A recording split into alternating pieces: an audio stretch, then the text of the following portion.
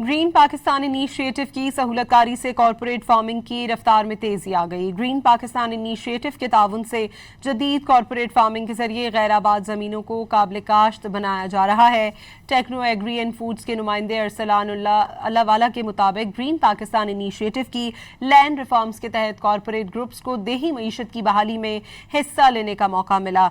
Techno agree and foods ने खुशाब और मियांवाली के करीब 950 एकड़ पर कॉरपोरेट फार्मिंग शुरू की है।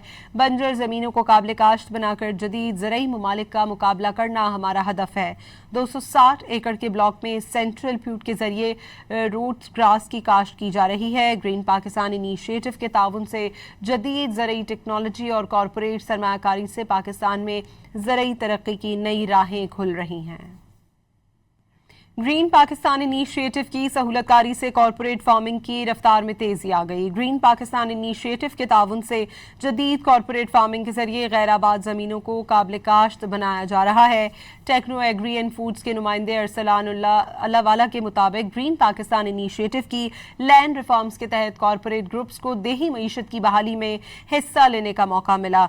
टेक्नो एग्री एंड फूड्स ने खुशाब और मियांवाली के करीब 950 एकड़ पर कॉरपोरेट फार्मिंग शुरू की है।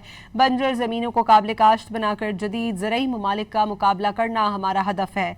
260 एकड़ के ब्लॉक में सेंट्रल प्यूट के जरिए रूट ग्रास की काश्त की जा रही है। ग्रीन पाकिस्तान इनिशिएटिव के ताउन से जदीद ज़रई टेक्नोलॉजी और कॉरपोरेट सरमायाकारी से पाकिस्तान में ज़रई तरक्की की नई राहें खुल रही हैं।